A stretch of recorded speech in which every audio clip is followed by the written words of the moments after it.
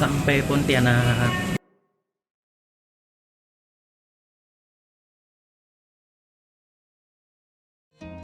Setelah Palembang, keesokan harinya perjalanan gue berlanjut ke Pontianak. Kenapa Pontianak?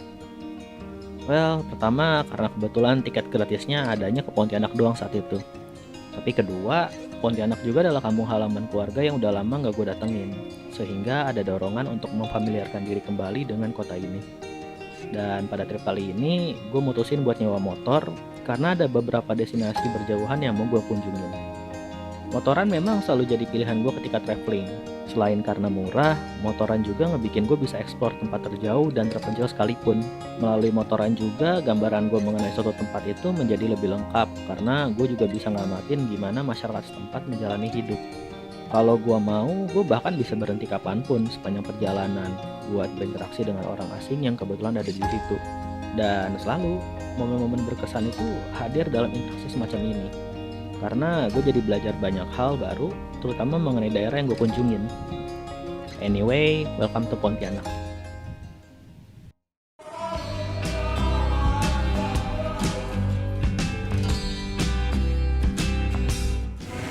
Masih nungguin motor, belum sampai-sampai, udah jam 5 lebih, hampir jam 6.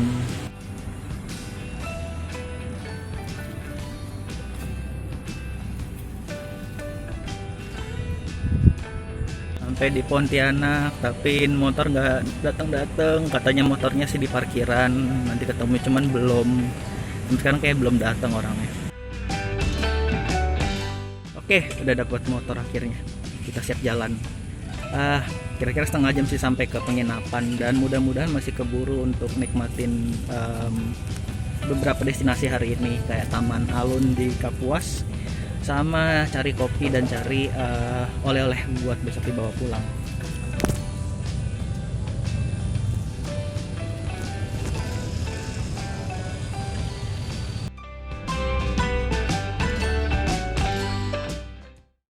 Tadi sempat hujan, ini kacamata sampai basah.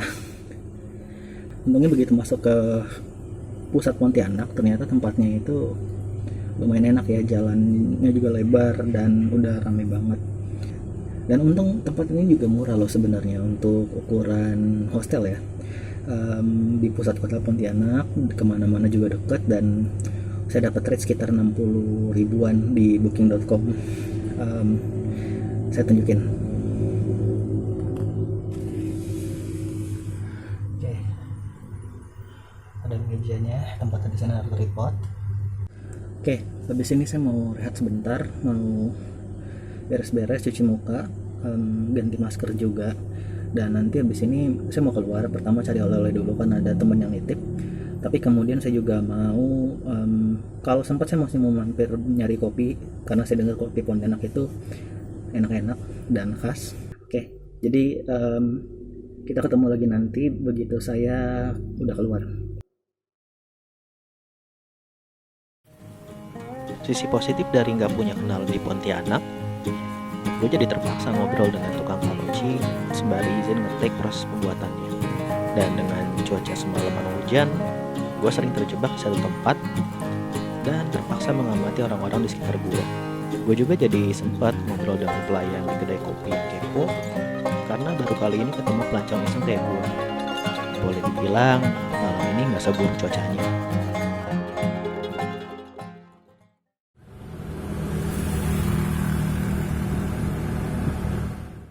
Pagi hari adalah waktu terbaik buat menyelami keragaman kuliner Pontianak. Sembari menikmati kota pada jam-jam terbaik ketika suasana masih relatif sepi. Pemberhentian pertama adalah Kopi Asian, di mana gue bisa dibikin melek. Nggak cuman karena kopinya, tapi juga karena pemiliknya yang hobi dagang tanpa pakai baju. Menu sarapan selanjutnya adalah bubur padas yang bisa dijumpai dengan mudah dari jam 8 pagi. Dan bubur udah sampai, isinya rempah sama sayur, teri sama kacang, terus air mineral karena kayaknya bakal pedas. Meskipun tampilannya agak mengintimidasi karena terkesan pedas, sebenarnya enggak kok. Penutup sarapan pagi ini adalah sotong kering yang juga khas Pontianak.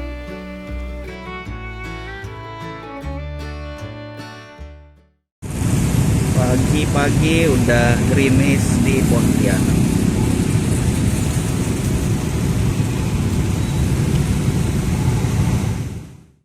Gak lengkap rasanya mengunjungi suatu kota tanpa meresapi suasana pusat keramaiannya.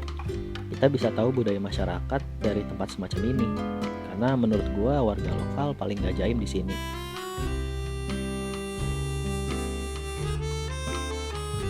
Nah, karena kebetulan gue belum beli oleh-oleh buat orang rumah, gue mutusin buat nyari kopi kampung khas Pontianak.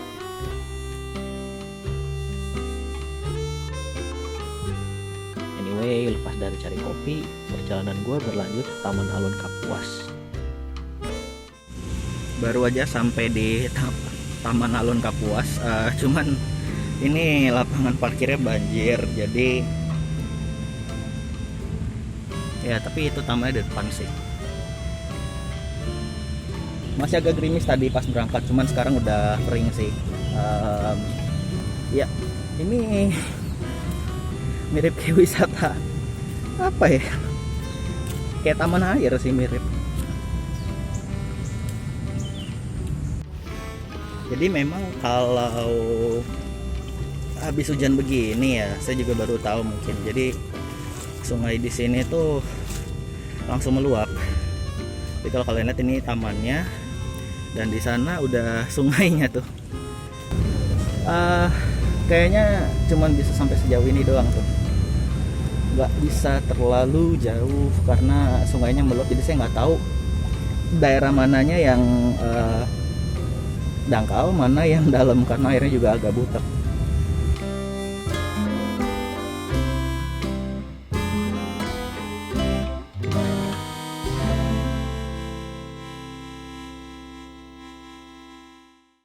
Suka yang manis-manis dan dingin? Kalau gitu kalian harus cobain juga es krim Petrus alias es krim Anggi yang disajiin dalam batok kelapa. Lokasinya nempel dengan warung makan, sementara kiosnya praktis sebesar gerobak di depan gua aja. Es krimnya standar sebetulnya, cuman unik aja sensasi makan es krim dalam batok ini. Dan karena harganya ekonomis, kalian harus datang agak awal biar kebagian tempat duduk.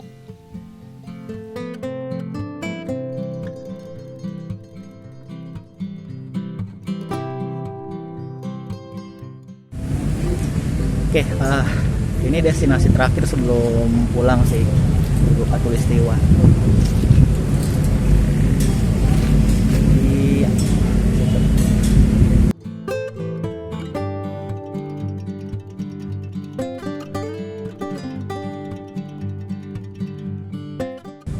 Kalau berdasarkan infonya waktu itu pernah nonton juga, jadi sempat ada pergeseran titik 0 derajatnya karena tadinya kan di monumen di belakang situ tuh.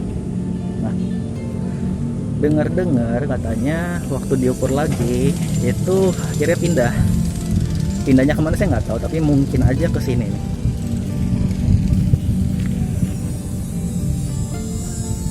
Mungkin ke situ tapi nggak tahu.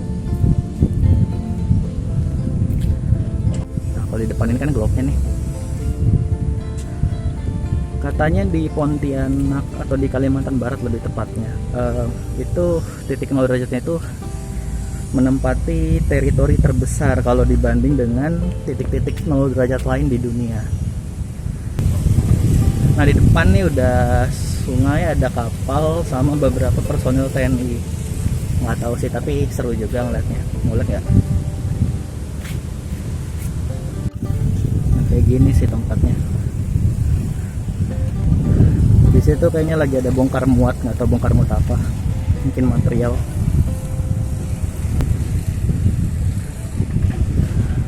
Ada kapal, kayak restoran gitu sih. Di sana ada kapal lagi bongkar muat juga.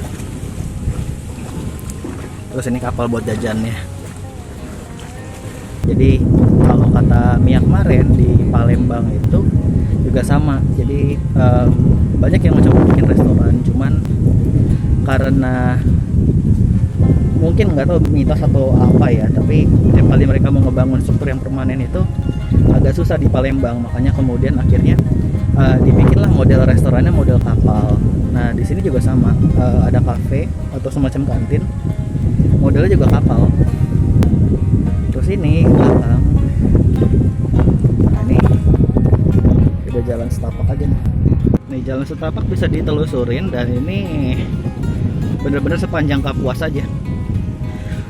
Sayang sih saya nggak sempet dapet spot yang di dekat Taman Alun itu. Di sana itu kebetulan memang jadi persimpangannya antara dua cabang. Ngeliat betapa besarnya Sungai Kapuas ngebikin gue makin sadar kalau pemahaman gue mengenai Indonesia dan kampung halaman sendiri masih minim.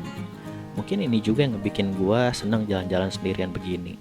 Bukan cuma soal pengalaman baru, tapi juga soal kesempatan buat meresapi kebaruan itu sendiri. Di akhir hari gue jadi wondering juga, sekiranya suatu hari selesai ngelilingin Indonesia, seberapa banyak hal baru yang bisa gue dapet ya? Dan gimana seandainya gue juga suatu hari selesai ngelilingin dunia?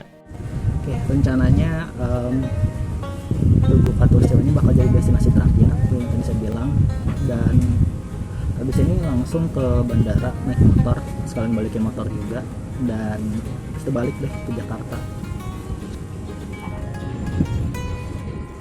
Pasti dulu.